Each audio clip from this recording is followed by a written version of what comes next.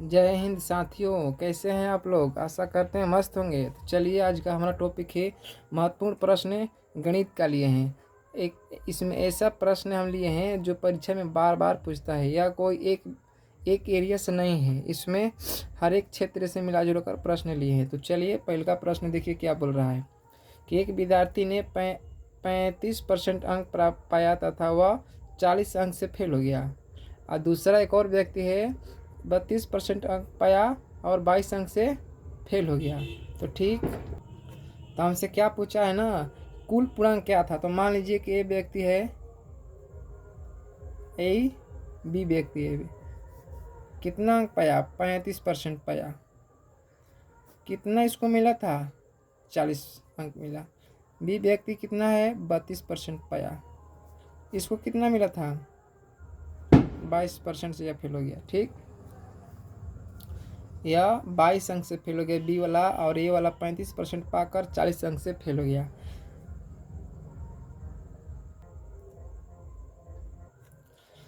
देखिए, यहाँ भी फेल है और यहाँ भी अंक में फेल है।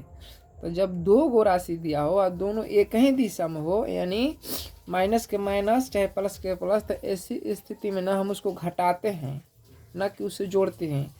तो ठीक, कितना का अंतर है, 3% का।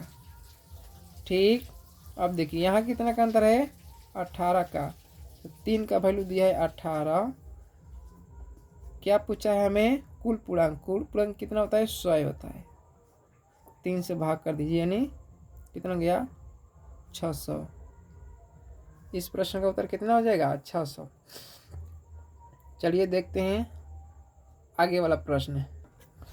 चलिए देखिए, इसमें क्या बोला गया है कि एक फल विक्रेता है जो फल बेचता है, नियत मूल्य पर आम बेचकर 20% का लाभ प्राप्त करता है। कितना परसेंट के, 20% के। यदि वह उन्हीं आमों को प्रति आम 1 रुपया बढ़ाकर बेचता है तो उसका लाभ कितना होता है, 40% हो जाता है। तो क्या पूछा है कि प्रथम स्थिति के अनुसार एक आम का विक्रय मूल्य ज्ञात करें। देखिए दोस्तों, यह जितना प्रश्न देखने में बड़ा लग रहा है ना, यह उतना ही छोटा में बनता है। कितना विद्यार्थी है ना, इसको देखकर इसको छोड़कर भाग जाएंगे परीक्षा हॉल में अगर ऐसा प्रश्न मिलता है तो इससे पहले एक बार पढ़िए, अब प्रयत्न कीजिए, आप लोग बना दीजिएगा, बहुत आसान होता है। देखिए, खाली इसको समझना है। यहाँ लाभ दिया है, ठीक, और यहाँ भी लाभ दिया है। तो क्या बताएं हम आप लोगों को कि जब दो राशि एक ही डायरेक्शन में हो तो उसको घटा देते हैं। यही दोनों का अंतर है, ये एक कितना है, इन दोनों का अंतर है कितना के, 40% और 20% का अंतर है। अब हमसे क्या पूछा है कि विक्रय मूल्य ज्ञात करें, कौन सी स्थिति के अनुसार, पहला स्थिति के अनुसार। तो पहला स्थिति के अनुसार विक्रय मूल्य कितना हो जाएगा, लाभ दिया है 20%, तो विक्रय मूल्य हो जाएगा हमारा कितना, 120 हो जाएगा ना जी।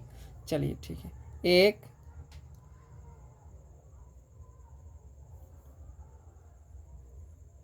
कट, इसको 20 छक्के कितना हो जाएगा, 20, यानी एक आम का दाम कितना निकल गया, 6 रुपया हो गया ना। यही हमारा प्रश्न क्या हो गया, उत्तर हो गया। चलिए दोस्तों, आगे वाला प्रश्न देखते हैं। देखिए इसमें क्या बोला गया है, गणित में 20% तथा हिंदी में 15% छात्र फेल हुए तथा 73% दोनों में पास हुए, तो कितने प्रतिशत विद्यार्थी या छात्र दोनों विषयों में फेल हुए। ठीक, तो ऐसे प्रश्नों को बनाने के लिए सिंपल तरीका है, पहले डायग्राफ तैयार कर लीजिए। ठीक, अब दोनों को बीच में कैसे लड़ा दिए, दोनों कॉमन बोला है ना कि इसमें देखिए दोनों मिलावट है ना, 73%। तो जो दोनों में होता है ना, उसी के अनुसार हम लोग चलेंगे तो प्रश्न हम लोग का आसानी से हल हो जाएगा। दोनों कहने का मतलब है कि जो दोनों में कॉमन हो, तो दोनों में कॉमन क्या है, 73% छात्र दोनों में पास हुए, तो पास पर सारा डायग्राफ तैयार करेंगे। का परसेंट पास हुए हैं, 73%। ठीक, अब मान लीजिए कि एक है गणित है, ये क्या है, हिंदी है। ठीक, मान लीजिए 73% दोनों विषय में पास हुए तब सारा पास पर चलेंगे। लेकिन इसमें क्या बोला गया है कि 20% विद्यार्थी गणित में फेल हुए, तो कितना पास हुए? 80% पास हुए। अब हिंदी में आइए, हिंदी में 15% फेल हुए तो 85% पास हुए। कितना पास हुए? 85%। ठीक, मैथ में पास, दोनों में पास, और हिंदी में पास। ठीक, अब देखिए क्या करेंगे। अभी तो जो पास है ना अपन के ना 80% है, ये हिंदी में भी और मैथ में दोनों को मिलाकर 80% पास हुए हैं। तो केवल पास कितना हो जाएगा? 80 में से 73 घटा दीजिए, कितना हो जाएगा? 7%। पास, केवल पास मैथ में कितना हुआ? 7%। इधर आइए, अब इसमें भी केवल पास, तो केवल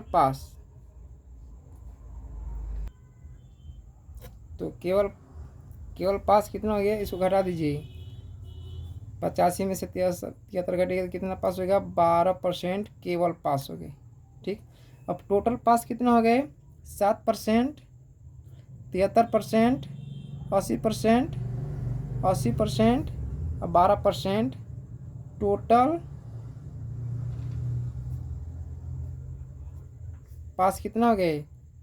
73, 12 प्लस 7, 92%। तब फेल कितना हो जाएगा? 100 में से घटा दीजिए,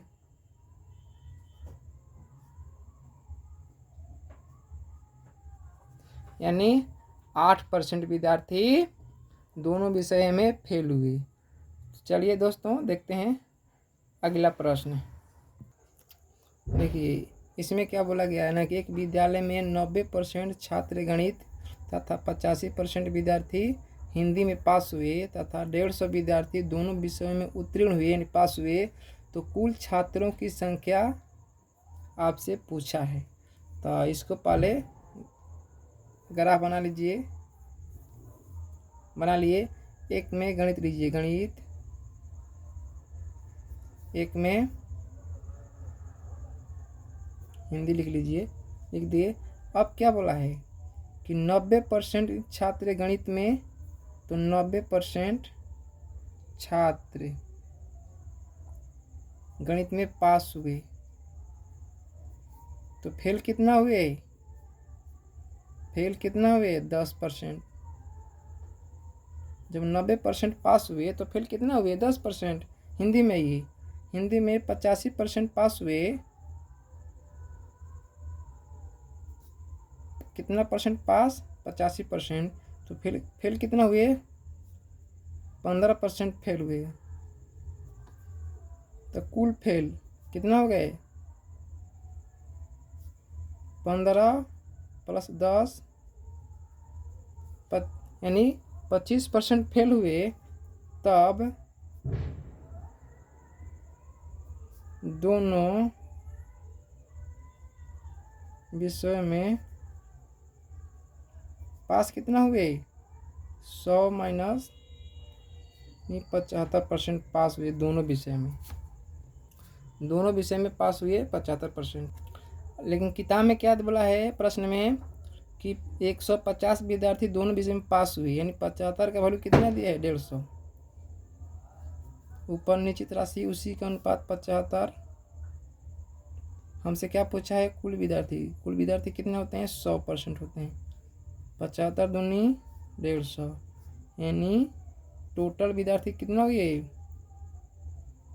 200। तो इस प्रश्न का उत्तर कितना निकल गया? 200। तो चलिए देखते हैं आगे वाला प्रश्न। तो देखिए दोस्तों, यह रहा मेरा अगला प्रश्न। इसमें क्या बोला है कि एक विद्यालय में 70% विद्यार्थी अंग्रेजी में तथा 80% गणित में पास हुए एवं 10% विद्यार्थी दोनों विषयों में फेल हुई। दोनों विषय जो होता है ना, उसी को जो दोनों विषय होता है ना उसी के अनुसार हम लोग वेन ग्राफ यानी डायग्राफ बनाते हैं। तो पहले बना लीजिए, 2 को बना दिए, एक में लिख लीजिए अंग्रेजी यानी इंग्लिश, एक में कौन विषय दिया जी, गणित यानी मैथ। अब बोला है कि 10% पर यहाँ 10% लिख लीजिए, ये फेल वाला हो गया, 10% फेल। अब सोचिए कि एक विद्यालय में 70% विद्यार्थी अंग्रेजी में पास हुए तो फेल कितने हुए, 30% फेल हुए। ठीक, अब केवल फेल कितना हुए,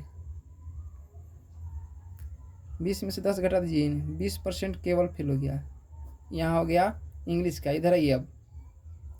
तो मैथ में 80% पास हुए तो 20% फेल हुए। कितना फेल हुए, 20%। केवल फेल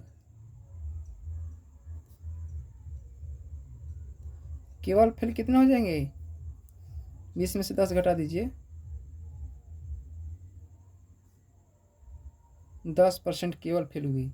तो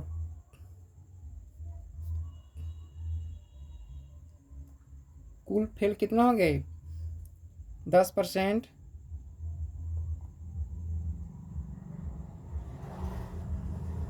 20%, 30%, 10%, 40%।